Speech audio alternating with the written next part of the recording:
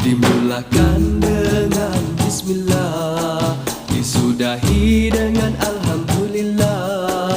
Begitulah sehari dalam hidup kita, mudah-mudahan dirahmati Allah. Dimulakan dengan Bismillah, disudahi. Bismillahirrahmanirrahim. Yang keempat dah. Kalau ikut tu ulah tak habis lagi tu 1, 2, 3, 4. Kalau ikut ulasan lah. Tapi kita pergi dulu, gerak sikit, kita ulang-ulang sikit-sikit. Biar ada sayur juga. Ulang sayur. Kata pengarang rahimahullah ta'ala, katanya, dan yang keempat daripadanya 4 perkara, daripada segala yang membatalkan wudu. Ni yang keempat ni. Ada setengah-setengah kitab lain sebut 5, ada sebut 6. Tapi dia dah kira dah masuk dalam bilangan ni dah lah. Ada sebut ada 6, dia asing, jadi banyak. Itu dia. Ada setengah kitab dia campur, jadi sikit ringkas lah. Nampak? Dan keempat daripada 4, berkaitan dengan segala yang membatalkan wudu, iaitu suci, sentuh qabul anak Adam. Adam salah baca lah. Qabul anak Adam atau halqah. Panggil halaqah. Atau halaqah, keliling. Kata kita, kalau kita mari kita buat halaqah Quran, duduk keliling. Bulatan lah. Belum nak pergi dah tanya dah. Kata nak baca dulu. Tak apalah. Sentuh qabul anak Adam atau halaqah dubur. Dubur ke dibir ke dubar tu? Dubur anak Adam. Qabul tu apa dia qabul ni? Sebahagian depan tu, bahagian depan. Qabul tu bahagian depan. Tu dia. Qabul sebelah depan anak Adam. Anak Adam tak masuk Hawa marah. Adam dah Hawa noh. Tu dia. Atau halaqah dubur, halaqah dubur anak Adam dan Hawa. Senang cerita macam tu lah. Baik. Dubur ni bahagian belakang. Bahagian belakang. Halaqah tadi itu bulatan. Boleh faham? Bulatan. Keliling itulah. Dengan perut, tapak tangan anak Adam dan Hawa tadi itu dengan 2 bahagian. Mana 2 bahagian? Itu qabul dan dubur. Qabul dan dubur. Boleh? Kita pergi dulu, kita baca dulu. Nanti kita ulas balik nah. Dengan ada dengan dia tapak tangan, tapi ingat tapak tangan ni tapak tangan. Tapak tangan. Lepas tu dia sebut apa dia lagi? Perut. Dengan perut tapak tangan. Nak tahu kata perut tapak tangan ni saja. Kalau yang ni nak tahu kata perut je ni. Apabila kita rapat 2 ni, yang mana sentuh dengan kanan dan kiri dikata perut. Kalau di sini tak dikatakan perut. Ni tak dipanggil perut. Belakang tak. Yang mana tak kena, tak dikatakan. Yang kena dikatakan ni. Kalau dalam bahagian ni, contoh kalau keliling ni, kalau kena di antara ni dikatakan perut. Yang tak kena bukan. Boleh? Maksudnya bahagian dalam boleh. Di luar ni tak kena. Mungkin tepi perut dipanggil bahasa. Boleh faham ambil ibarat, ambil kelima dulu. Dengan tiada berlapis. Tak ada halangan. Langsung. Boleh faham? Boleh? Baik. Dan jikalau berserta dengan lupa, tak ingat. Dengan lupa. Maksudnya bahagian kubul anak Adam dengan Hawa, ataupun bahagian dubur, bahagian belakang, depan dengan belakang tadi, dengan perut, tapak tangan. Sekali ni masuk sekali. Dengan tiada berlapis. Jikalau berserta dengan lupa bukan sengaja. Boleh? Baik. Kemudian pula atau tergagah. Jangan baca terkakah. Ada titik dah tu? Tak ada. Tergagah ni paksa. Orang paksakan kita suruh sentuh. Faham? Paksakan kita tak nak sentuh. Dipaksakan oleh tertentu. Boleh? Baik. Sekalipun lupa dan tergagah. Sekalipun lupa ataupun tergagah, terpaksa. Baik. Kemudian pula maka batal, tu dia, maka batal wudu ni panggil suci lah, ambil istilah bahasa dia suci. Suci. Tu dia, ambil lurah dulu. Nanti kita bahas istilah dia. Faham cara mudahnya, kalau ambil wudu suci, tak ambil wudu tak suci. Tu kita ambil wudu disebabkan berhadas. Apa dia dah makna hadas dulu? Wallahu a'lam. Tu tak. Yang berlaku. Betul tak? Jangan lupa sebab kena kait balik tu yang bulan lepas ke minggu lepas. Minggu lepas patut ingatnya. Baik, ni minggu yang kedua lah. Bulan lepas ke bulan ni? Bulan lepas. Masya-Allah, boleh ingat lagi no. Saya macam tak percaya je. Tu dia. Bulan lepas boleh ingat. Masya-Allah, hebat. Tapi kuliah dia tukar ayat lagi. Maka batal wudu, makna batal suci tu. Faham? Kalau kita terjemah dengan bahasa Melayu lah, terjemah dulu, bukan ulasan. Maka batal, tu dia, wudu batal lah suci. Jadi apa dia kalau batal suci? Tak. Kalau batal suci jadi apa? Kotor lah. Allah jawab payahnya. Ya mudah. Asalnya suci, kita ada wudu tu suci. Bahasa lurah dulu. Boleh? Kalaulah kata batal suci, apa jadi? Tak cuci. Apabila tak cuci, ada benda yang kita tak boleh mengerja, ada benda yang kita boleh mengerja. Seperti kita mengaji hadas bulan lepas, ada hadas ada berapa? 3. Satu hadas apa dia? Asghar. 2 mutawasit. Yang ketiga akbar. Jadi tengok, kalau batal wudu, ada benda yang tak boleh kerja, ada benda yang boleh kerja. Betul? Kalaulah janabah, ada benda yang kita boleh kerja, kita tak boleh kerja. Betul? Kalau haid dan nifas, ada benda yang kita boleh kerja, ada benda yang kita tak boleh kerja. Ya 3. Kita dah mengaji hadasnya biasa 2, hadas besar, hadas kecil ya. Tapi ada kitab yang kita borojokkan besar sikit tu, jadi ada 3 yang nak membezakan. Betul tak? Tu dia.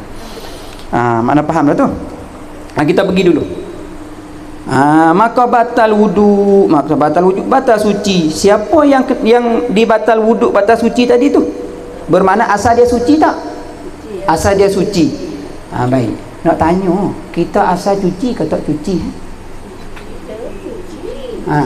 Cuci tak? Lepas tu kenapanya jadi kotor? Ada wuduk dah dah. Wuduk tu suci tak? Tu zahir lah tu. Kalau batin, saya nak buat kiasan. Kalaulah wuduk, anggota wuduk ada berapa? Hak wajib dulu 4.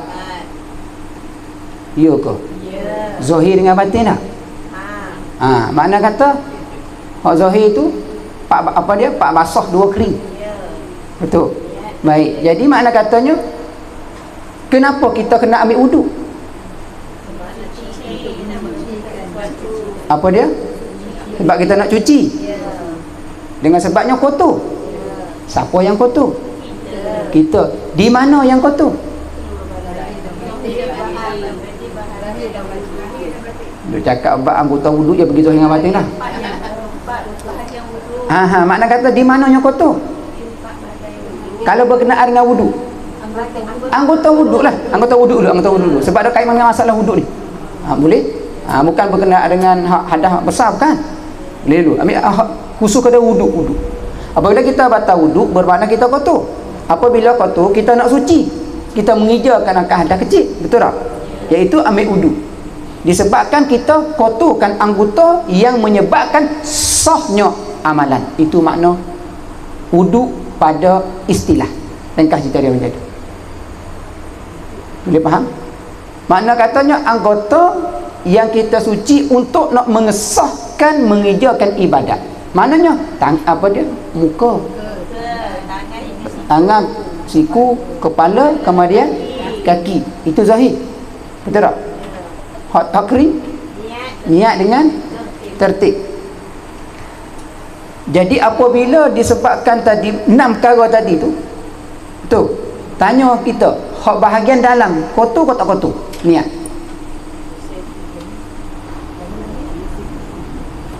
Tu niat tu dia akan bagi dua tu, zahir dengan batin. Ambil situ dulu. Lepas tu tertib tu dia pergi dua pula, zahir dengan batin. Kemudian hak 4 tadi tu dinamakan zahir. Faham tak? Ini nak ngaji sampai tahap makrifat tu. Tapi jangan tinggal syarak. Tak boleh tinggal syarak. Sebab tu saya kena ulas melalui syarak. Kalau muslimat tak faham syarak, tak boleh. Tak boleh. Ibarat macam ni lah. Kena buat contoh. Masa kita kecil-kecil nak berjalan, pakai apa? Kalau kita tak boleh nak jalan, apa alat dia? Tungkat lah. Contoh tungkat, ibarat tungkat lah. Kalau kita tak kuat, ibarat tungkat lah. Betul tak? Mak ayah kita tungkat kita, agama kita tungkat kita. Tungkat kita yang aslinya ialah syarak tu tungkat. Bolehkah kita pergi ambil makrifat tak ada tungkat? Tak boleh. Bolehkah pergi ambil hakikat tak ada tungkat? Tak boleh. Bolehkah kita nak pergi tarekat tak ada syarak, tak ada tungkat? Tak boleh. Kena syarak dulu. Sebab tu saya buat kait tadi 6 tadi tu fardu wuduk ada 6. Saya bagi bayang nampak mananya 4 basah 2 kering. Mana 4 basah? Daripada belakang basuh kaki. Lagi? Kepala dulu. Boleh bilang daripada belakang yang mula tak ingat selalu dah. Kaki, kepala, tangan, 2 siku. Mula kaki tak ada sebut 2 kuku lali. Nak sebut. 2 kaki sehingga 2 kuku lali. Lepas tu kepala bahagiannya. Lagi? Tangan hingga ke 2 siku. Lagi? Muka. Itu zahir. Betul tak? Tapi dia akan satu dia akan timbul batin dalam tu. Boleh? Dan 4 ni dia akan bagi batin. Faham tak? Makna kata basuh kaki zahir nampaknya, tapi hakikatnya batin ada tak kaki pergi ke maksiat? Ada. Sah apa semayang? Apa guna semayang?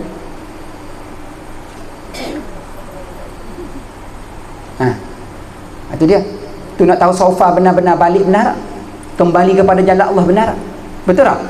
Lagi pula apa dia lagi? Yang kedua, daripada belakang, yang belakang cepat. Kepala. Ada kata kepala tu duk mikir bukan orang? Ada. Mana batin kotor? Batin kotor. Kau dah cari benda orang, dah cari hal orang, cari penyakit orang, hak kita tak cari. Itu tanda tu. Orang ni tak masuk pintu makrifat. Tak masuk. Tak masuk jalan makrifat Allah, makrifatullah, tak kenal. Sebab syarat dia tak lepas. Nampak ubah dia? Betul. Nampak ubah dia tu? Baik. Kita jangan cari hawa. Biar orang cari hak kita, tak apa. Boleh? Lepas tu kita jangan jalan pergi cari yang bukan-bukan. Biar orang jalan cari bukan-bukan, tu dia. Tak ada bagi kita. 2. Zahir dengan batin ni. Kait 2. Kemudian yang ketiga, tangan hingga siku. Tangan sehingganya siku. Ada ke tak 2 tangan kita ni mengejar maksiat? Ada. Lepas tu Apanya yang guna yang kita nak basuh wuduk tadi tu, nak cucikan tangan, hari akhirat dia akan jadi cahaya. Bukan maksudnya zahirkan air wuduk akan jadi cahaya tangan, tak. Cahaya daripada batin. Sebab tangan daripada cahaya, bumi daripada cahaya, langit daripada cahaya, pakaian kita daripada cahaya, semua bumi daripada nur Nabi Muhammad. Jadi siapa yang kotorkan? Kita yang kotorkan, betul. Kemudian ingat, kalau kata Allah Ta'ala bagi pinjaman sifat dia, faham sifat dia? Allah Ta'ala bagi kita pinjam sifat dia. Contoh, apa dia? Banyak sifat yang Allah Ta'ala bagi, semua sifat Allah. Melihat tu, tangan, bukan Allah ada tangan, bukan. Boleh faham? Jadi kalau lah kata dalam ni ada, asalnya nak tanya, suci tak sifat Allah? Suci. Betul. Kemudian siapa yang bagi ada sifat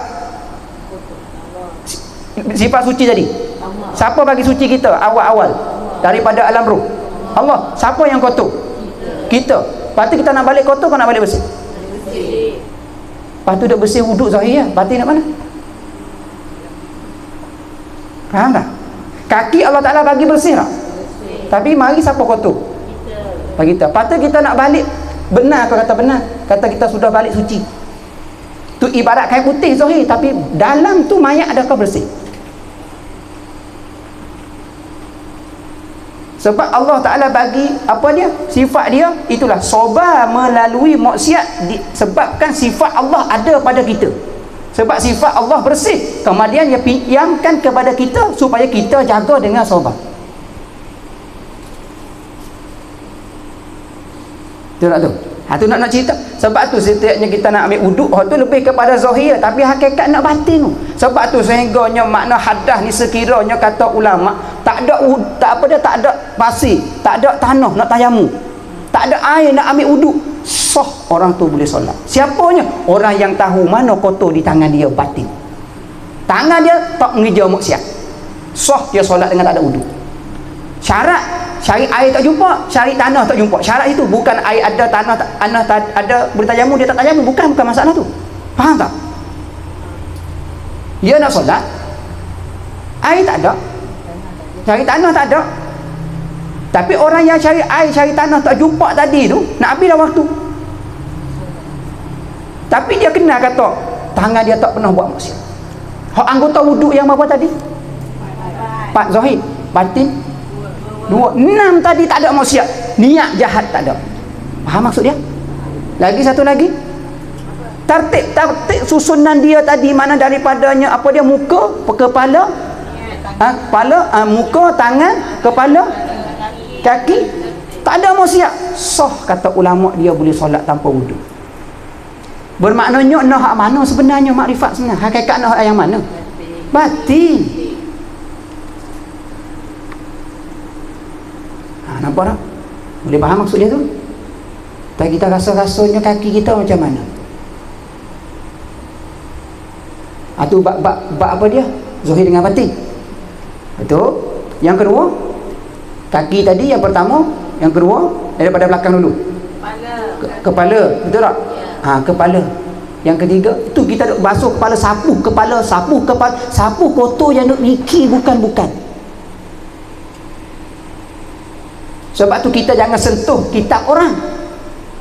Apabila kita sentuh kitab orang, kita akan buka kitab orang. Faham maksud dia? Itu benarnya, betul. Salah satunya betul tu, salah satu maksudnya kena sentuh kita. Kita ni ibarat seketul kitab.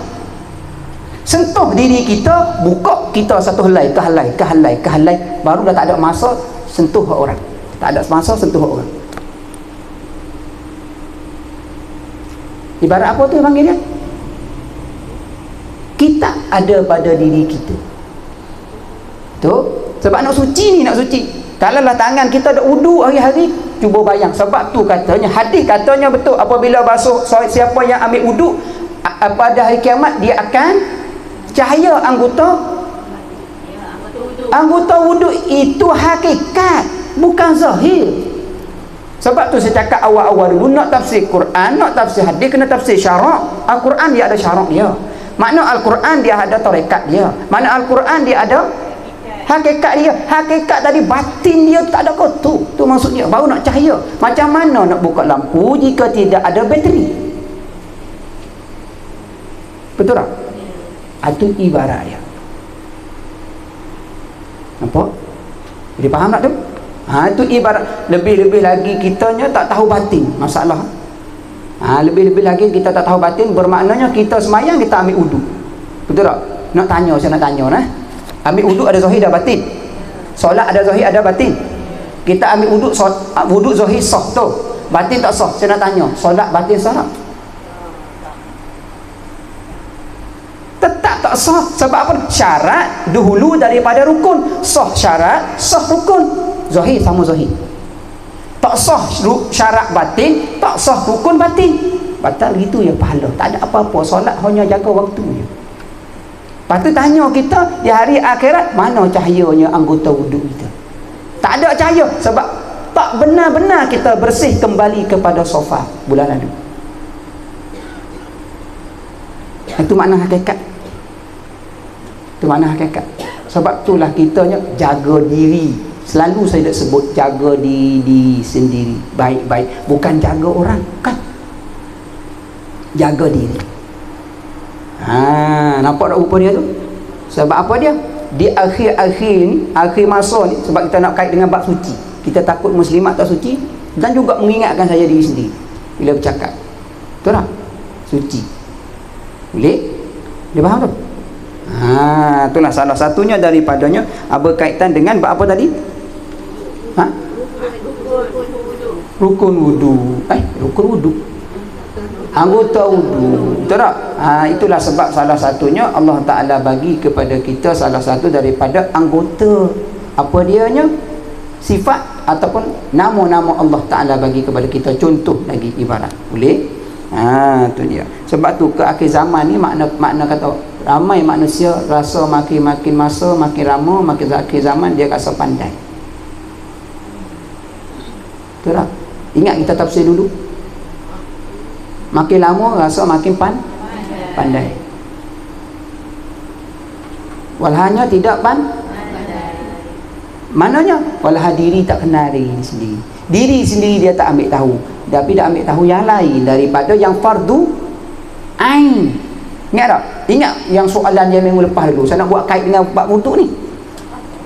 Kita ambil wuduk dulu, ingat tak? Kata kalau ambil hak sunat tak boleh ambil hak fardu, tak boleh buat hak fardu, ingat tak? Muslimah soalan tu, ni nak buat kiasan.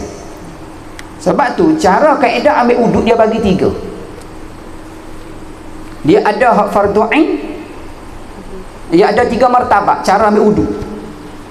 Cara ambil wuduk. 1, tulis dulu martabat yang pertama. Martabat yang pertama. Tulis martabat yang pertama, martabat apa dianya? Fardu ain.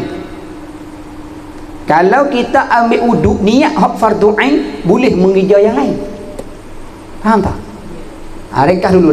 Fardu ain. Yang kedua, martabat sembahyang dengan mutlak. Buat macam tu. Sembahyang dengan mutlak. Sembahyang dengan mutlak. Saya nak bagi bahasa mudah faham. Ataupun sembahyang sunat. Ini martabat yang kedua lah. Martabat yang kedua. Ataupun sembahyang jenazah. Sembahyang jenazah. Ini masalah berkaitan dengan suci. Dengan suci, kita suci. Tanya kita suci tahap mana? Kita suci diri kita tahap martabat yang pertama ke? Ataupun martabat yang ke? Martabat yang pertama tadi fardu ain. Maksudnya kita mengambil wuduk niat nak kerja solat 5 waktu. Itu fardu ain. Faham? Kita ambil wuduk tadi subuh, tapi nak semayangnya fardu subuh. Hak sunat lain boleh solat. Contoh. Boleh? Kalau kita niat ambil wuduk tadi tu, niat nak buat hak fardu. Fardu ni sini fardu ain, bukan kifayah. Boleh faham? Satu martabat itu. Nanti saya ulah balik kemudian. Nak bagi nampak apa mudah. Yang kedua, martabat yang kedua, semata-mata semayang. Semayang dengan semata-mata mutlak, semayang mutlak. Boleh? Lepas tu lagi dengan sembahyang sunat dan Dua. Tulis yang ketiga pula. Dia kata apa yang ketiga? Menyentuh mushaf atau menyentuh Quran. Kita nak ambil wuduk, kita niat nak sentuh Quran, bukan nak semayang. Ingat? Bukan nak buat fardu ain. Ni nak bagi kaedah takut muslimat duk celaru dengan dalam buat amal ibadah. Menyentuh mushaf ni nak nama Quran lah, Quran. Quran. Boleh atau membaca Quran. Ni martabat yang ketiga, membaca Quran. Boleh atau sujud tilawah, sujud baca. Baca apa sujud tilawah? Sajadah wajhiya lillazi khalaqahu wa sawwarahu wa saqa sam'ahu wa basarahu bi hawlihi wa quwwatihi fatabarakallahu ahsanul khaliqin. Jadi ringkas cerita dah, tak nak sebut panjang cerita dia. Baik. Lagi pula ambil apa dia? Sujud syukur. Sujud syukur lah. Kita tak pernah dapat benda yang rasanya istimewa sikit, kitanya tiba-tiba dapat, sujud syukur. Itu dia. Atau berhenti di dalam masjid. Ini ibarat sebut dalam kitab, tulis dulu. Ibarat berhenti dalam masjid. Nak berhenti dalam masjid. Itu dia. Atau mentamkinkan suami. Tamkin, bukan nak taki. Faham nak taki pula. Mana melembutkan. Nampak suaminya mukanya macam tayar lori. Nampak macam suaminya nak marah. Melembutkan. Tamkin, mana melembut? Mak tamkin. Mak tamkin apa dia, mana mak tamkin? Itu dia. Mak tamkin mana kata ambil wudu. Nak melembutkan suami kita, keras sangat. Itu dia. Boleh? Apa dia? Itu dia, tak ada. Bila tu? Ibarat kita ketika haid. Bukan suami haid, kita yang haid. Suami haid nyanyi. Faham? Mana ambil wudu nak mentamkinkan suami pada ketika masa haid kita tu. Ya panjang no. Ibarat dia. Baik, boleh nampak tiga martabat tadi. Jadi saya nak ulas nak bagi tertib dia nampak. Jadi kalau kita ambil wudu, boleh faham tak? Kalau fardu takdir kita mengambil wudu, bahagian martabat yang pertama. Boleh faham? Jika kita mengambil wudu martabat yang pertama,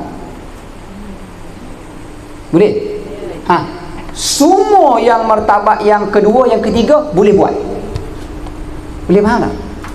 Kalau kita ambil wuduk niat fardu ain, martabat yang kedua, yang ketiga boleh kita kerja juga.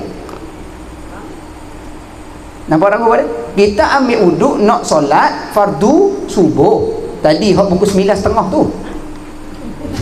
Tak ada lah. Pukul 6 ke pukul 5 ke lebih-lebih. Nak masuk subuh awal kan tak? Baik. Tiba-tibanya nak solat sunat, boleh tak? Boleh. Nak sujud syukur, boleh tak? Boleh. Nak berhenti di masjid, boleh tak? Boleh. Solat jenazah, boleh tak? Boleh. Tu rupa dia. Faham tak? Semula sekali lagi. Kita ambil wuduk yang berkaitan, wuduk tu hak fardu ain.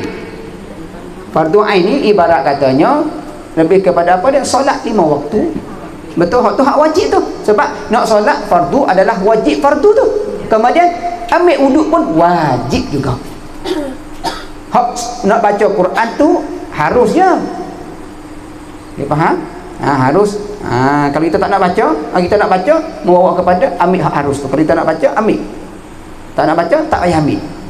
Boleh. Tu dia, ringkas. Yang kedua. Apa yang kedua? Martabat sembahyang dengan mutlak. Kalau martabat sembahyang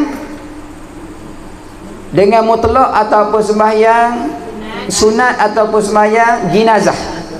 Terus yang tu boleh buat dua martabat. Martabat yang kedua dengan yang ketiga. Yang pertama tak boleh buat. Yang pertama tak boleh buat. Boleh faham? Tu kita kena tahu benda tu. Kita tak tahu tak boleh. Kalau kita tak tahu masalah. Tu. Sebab kita tak boleh masuk campur. Martabat yang pertama kita tak boleh campur dengan martabat yang kedua. Bukan, martabat yang kedua tak boleh masuk campur dalam martabat pertama, sebab martabat pertama tu tinggi. Tapi pertama yang tinggi tu boleh campur yang kedua yang ketiga. Sebab dia tahu, dia lebih tahu. Boleh? Nampak? Itu rupa dia. Itu dia. Contoh, saya didik budak, Ingat tak kaedah dia? Saya didik budak. Contoh saya katanya, fardu takdir lah, nak bagi nampak rupa. Ni kaedah didik. Dalam agama ajar kita. Anak kita berapa orang? Kalau contoh kata anak berapa orang? 80 orang. Katakanlah 10 orang lah. Kata 10 orang. Ini kaedah dia. Kemudian dalam 10 contoh saya ambil buat kiasan sini lah. Saya ambil kiasan anak pondok sini. Bagi nampak mudah-mudah. Contoh atau muslimat semua ada anak kat sini, hantar kat saya seorang. Contoh muslimat 50 orang, anak 50 orang lah. Kat sini serah kat saya. Saya kata masuknya hari yang masuk mula-mulanya 44 hari. Tu contohlah. Tapi di sini benar lah ni, benar ya, masa tempoh 44 hari tu masuk mula-mula tu. Nak buat kiasan, nak bagi nampak. Makna katanya apabila cukup umur 40 tu, cukup umur 40 pula jauh perginya, bukan. Tempohnya 44 hari tu, ni nak buat kiasan, nak tahu suci tak suci. Sebab anak kita hantar daripada rumah ke sini supaya nak zahir dan batin ke zahir saja? Ingat baik-baik tu jawapan tu. Sebab kita nak suci zahir dan batin. Jadi bermaknanya di rumah tak boleh suci dah tu. Sebab tu hantar mai pondok. Kalau boleh suci di rumah tak payah hantar, tak perlu. Sebab kita tahu wajib kita kuasa, wajib ajar sendiri. Jika kita tak mampu, hantar tempat yang mampu. Yang ada kepercayaan dengan keyakinan membawa anak kepada jalan Allah. Lepas tu serah. Tu kaedah dia. Betul tak? Nampak kaedah? Sampai mana tadi? Kas cerita dia 44 hari. Tiba-tibanya tanya, Nabi nak jumpa Allah Subhanahu wa ta'ala pergi di gua berapa lama sebelum nak dapat? 40 hari. Itu Allah nak jumpa. Faham tak? Nak tanya anak kita hantar mari sini kat pondok, anak nak mari kau kena halau. Kena halau, betul tak? Rasa-rasa cukup tak 44 hari? Itu kena faham kaedah. Betul tak? Muslimat mula-mula ikut kelas kat sini, betul tak? Sebelum sini lagi kat Tamuhil ke, Hulu Yam ke, Sungai Masin ke, betul tak? Alam Ria ke, betul tak? Klisa ke, satu lagi apa dia? Dasar kilo lah. Dasar kilo pula dah. Allah. Bukan dasar kilo kan? Desa Kaloi, surah tinggi ke, betul. Hulu Kalong kalau tengah, tak ya, Batang Kali senang. Betul lah, Hulu Yam. Ada marinya dengan ikut orang. Tak, betul. Mula-mula ikut tu dengan ikut orang, bukan dengan sendiri nak ngaji. Yang tu nampak tak? Ada mari dengan ikut kawan pergi, nak pergi juga di situ. Tapi dia tak boleh ubah ikut tu, dia tak boleh ubah. Kalau dia boleh ubah dengan sendiri kembali, kemudian tak apa, dia akan mari. Nampak? Mari dengan ikut orang, balik pun tak ada ikut orang, tak ada. Nak balik sendiri. Jiwa. Sebab mari ikut orang kelas. Tapi balik, kawan tak balik pun dia boleh balik. Saya nak tanya, lepas tu balik di rumah tu berapa lama, mai kelas berapa lama? Sejam. Mari tu sejam, betul tak? Di rumah berapa jam? Hak sendiri 23 jam katanya. Tapi kelas 1 jam je, 24 jam satu hari. Rasanya boleh jadi baik tak? Hak tu hak mai dengan ikut tu, bukan mai dengan sendiri. Kalau mai dengan sendiri 2 jam pun boleh duduk. Maksudnya anak yang mai serah kepada saya, sebab tu bila masuk sampai outing tu, hak mana boleh balik outing boleh balik, hak tak boleh balik jumpa di pondok. Sebab saya tahu penyakit dia.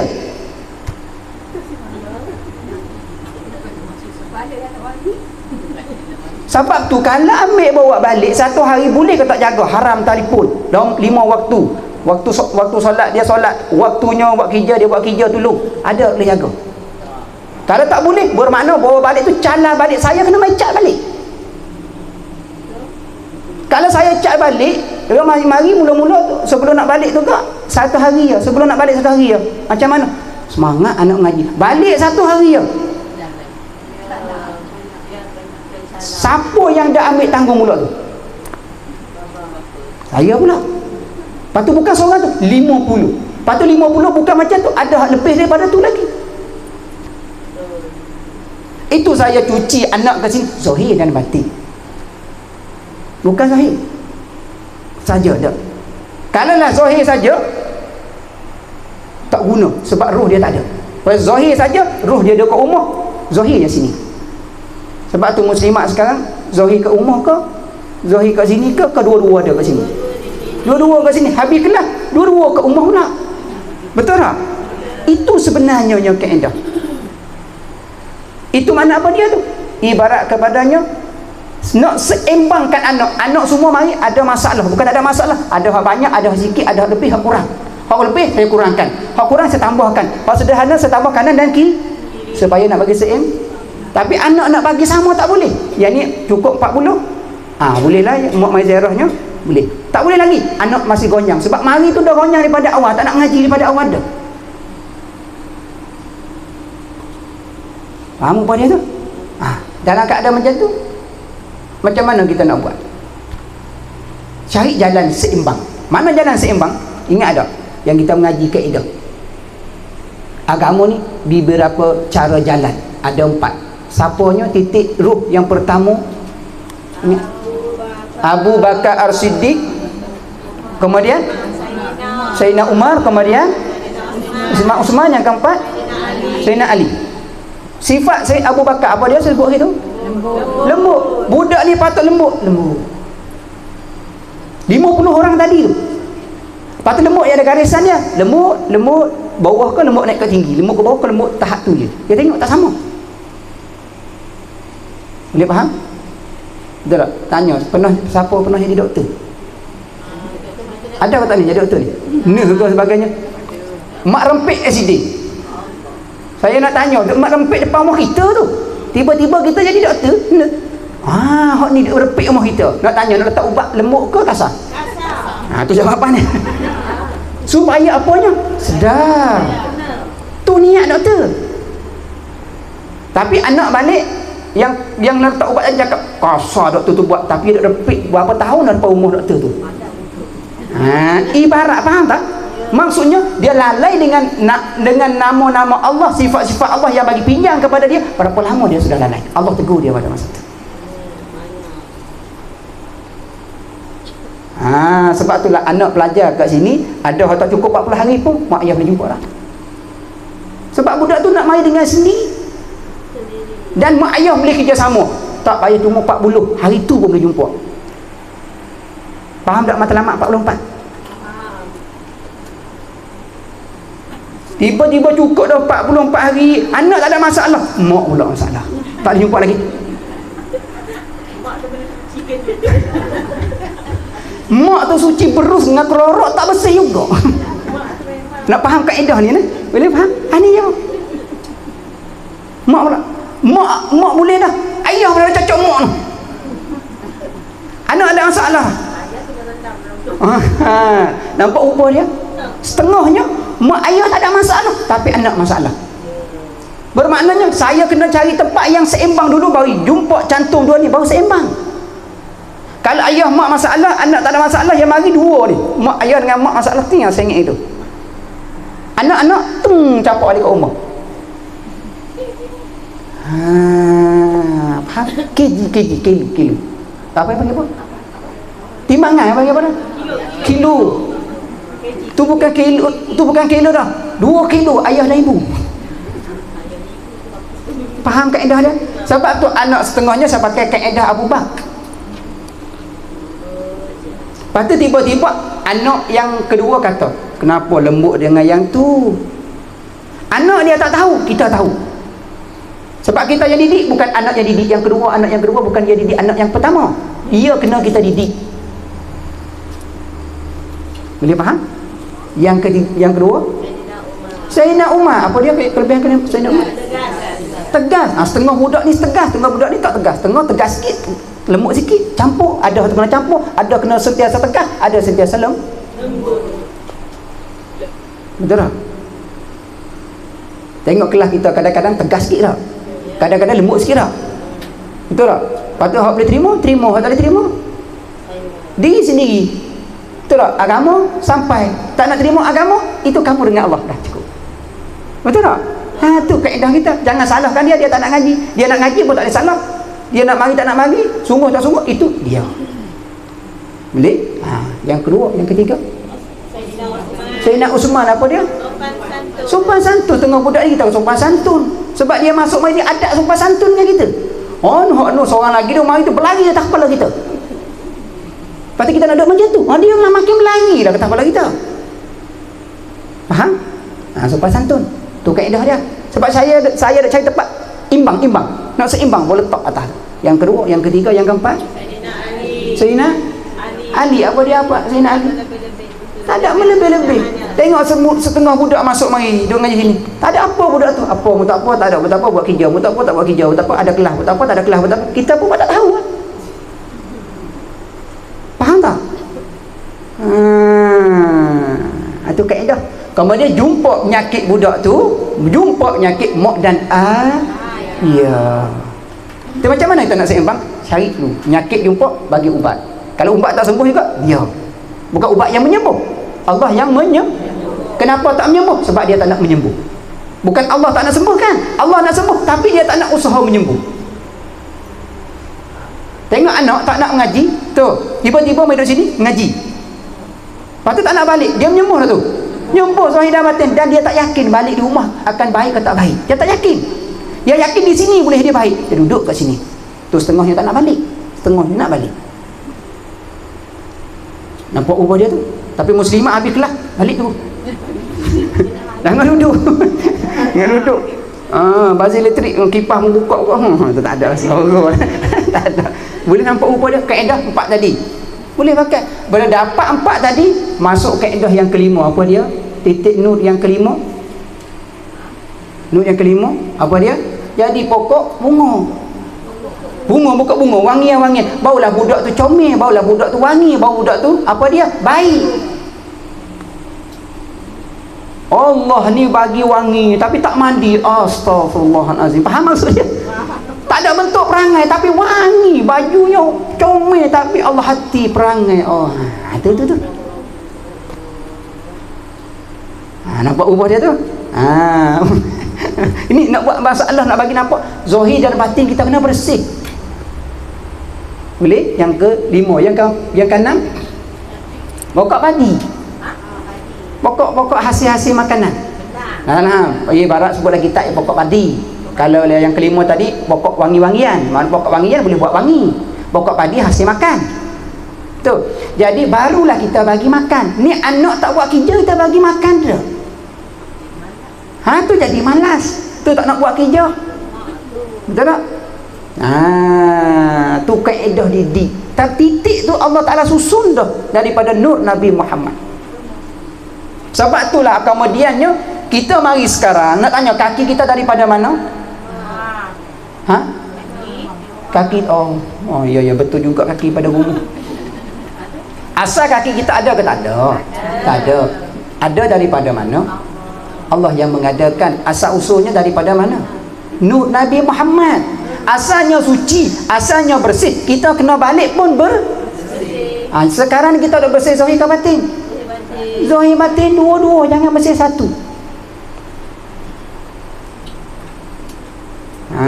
Tu yang kita berkait dengan bab wuduk tadi. Mananya? Zahir dan batin. Kalau kita cuci kaki dengan wuduk, dengan air yang zahir, dengan airnya betul, kemudiannya kita kena cuci batin. Kaki jangan jalan mengejar ke jalan maksiat.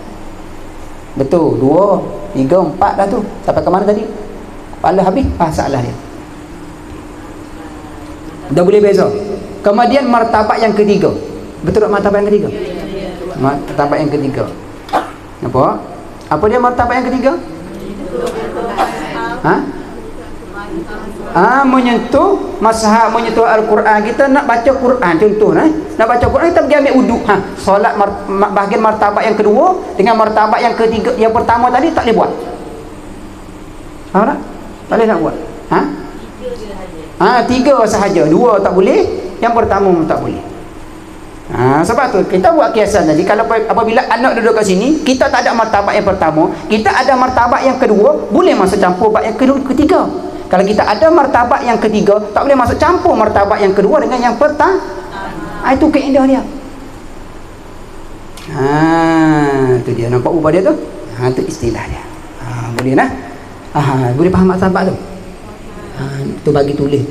Ada tak sempat tulis? Ada lah. Sempat semua. Bermaknanya tulislah dengan yakin, dengan simpan, gunakan kaedah tu. Tu bagi kaedah. Boleh faham? Itulah tu perjalanan cerita berkaitan dengan zahir dan batin.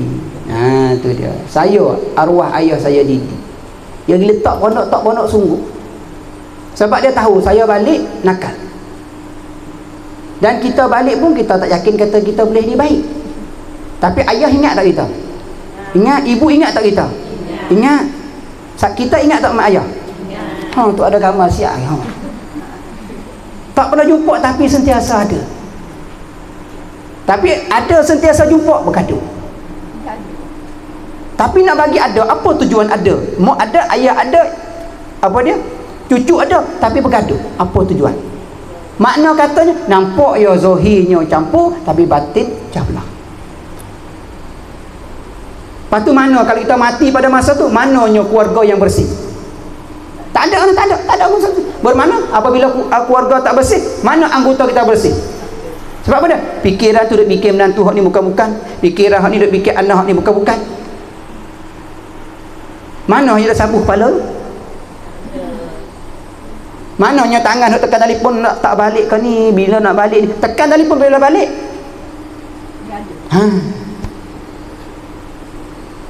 Itu maksudnya. Nampak tak? Zahir dengan batin. Satukan. Yang pertama niat, yang kedua tertib, dia benar-benar tertib. Betul? Kemudian pergi kepada yang pertama, apa dia? Basuh muka. Tapi kita anak balik muka mani ke masam? Campur aduk. Campur aduk. Sebab apa? Makna dalam tu masalah. Lepas tu kita tengok anak pula, anak tu masam ke mani? Masam. Dia tak campur aduk lah, dia dah semata-mata. Sebab apa dia? Kita bagi dunia kepada dia, bukan bagi agama. Kita ada juga agama dengan dunia. Itu jadi kita campur-campur tu, anak kita macam mana? Tak macam mana. Kalau nampak masam, tu dunia. Nampak mani, tu akhirat. Nah ya kita.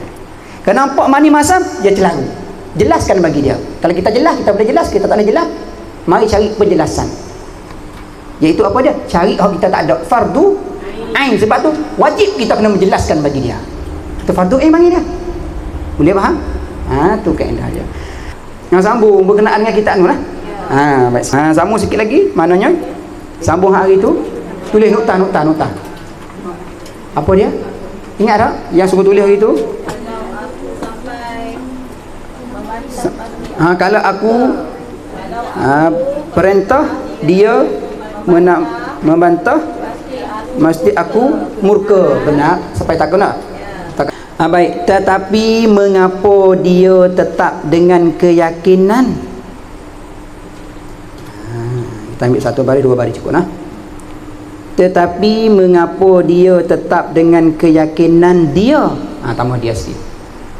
Tetapi mengapa dia tetap dengan keyakinan dia? Faham? Tu dia faham itu. Dia tu iblis. Dia tu iblis. Mana hak iblis yakin dengan dia tu? Sebab Allah Ta'ala faham dia. Faham, betul, buat soalan, tanda soalan. Tetapi mengapa dia tetap dengan keyakinan dia? Dia tu iblis lah. Faham? Sebab tu kita tengok ceritanya dalam Al-Quran tu zahir.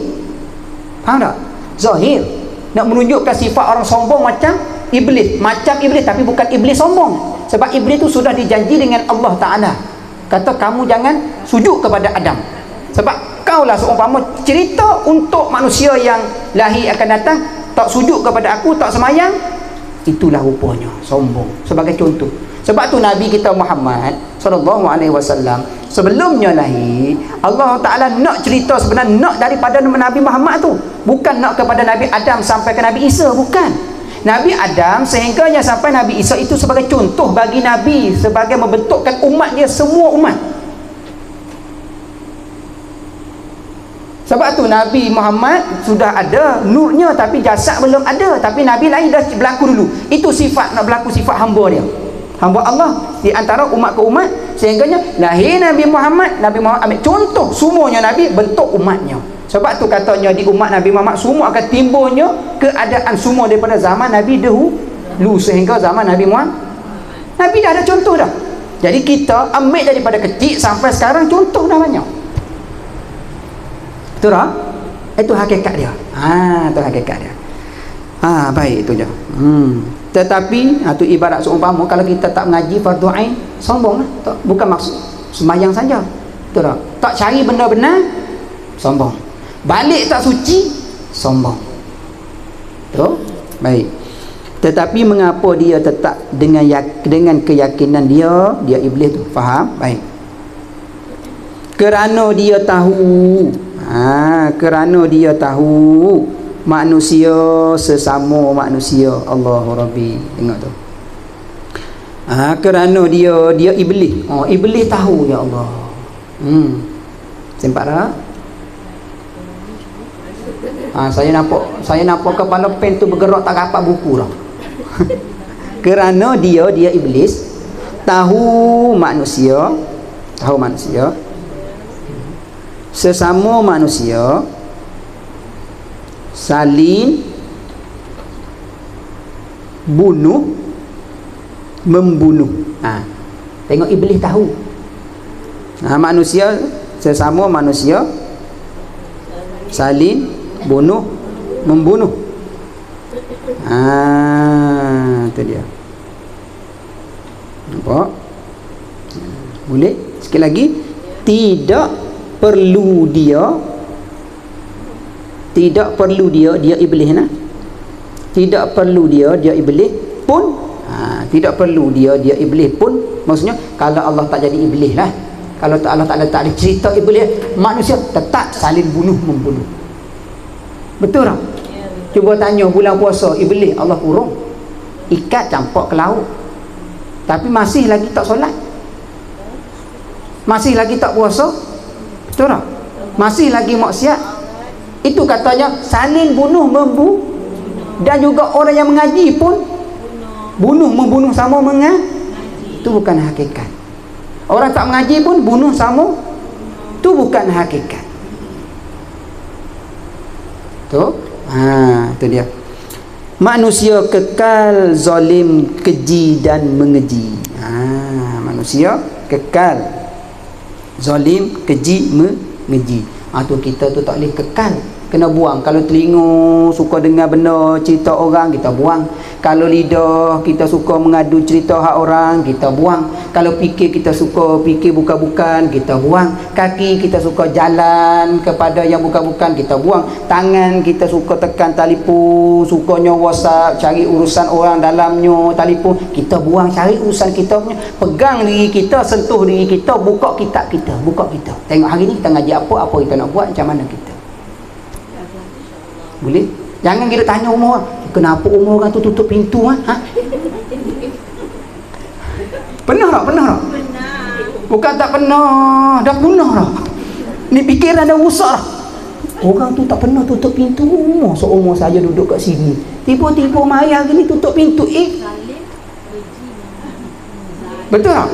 Itu kitab dia, bukan kita. Kitab kita sekarang di kita ni. Baik tanya, dia tutup pintu, kita macam mana pintu kita? Di situ. Betul tak? Dia tak sama, masalah tak sama. Boleh faham tak tu rupa dia tu? Jangan tanya. Bermaknanya iblis pun dia yakin. Sama juga anak kita serah kat sini, kita dengan yakin tengok betul ada kaedah dia. Tak tahu nak pasti tanya. Tu kaedah dia. Jangan tanya lain daripada yang lain, takut ceritanya tak betul. Takut cerita tak betul. Betul tak? Nak tahu pasal anak kita kat sini, jumpa saya, tanya saya direct. Sebab orang yang cerita bukan melalui saya, dia tahu zahir, batin dia tak tahu. Faham tak? Walaupun dia duduk sekali dengan kita, tapi kita buat macam ni, dia pergi cerita macam ni, betul zahir, tapi hakikat bukan lagi. Betul tak? Tengok hadis, nak kata hadis sahih, berita sahih macam mana? Ada berapa? 5. Satu sanad. Jangan putus sanad. Maknanya jangan putus sanad. Sanad kena ada zahir dengan batin. Dia boleh baca. Contoh sahabat dulu dia boleh tahu batin Nabi. Dia tahu zahir Nabi. Boleh faham? Tapi kita zaman sekarang walaupun berguru kita tak tahu batin guru.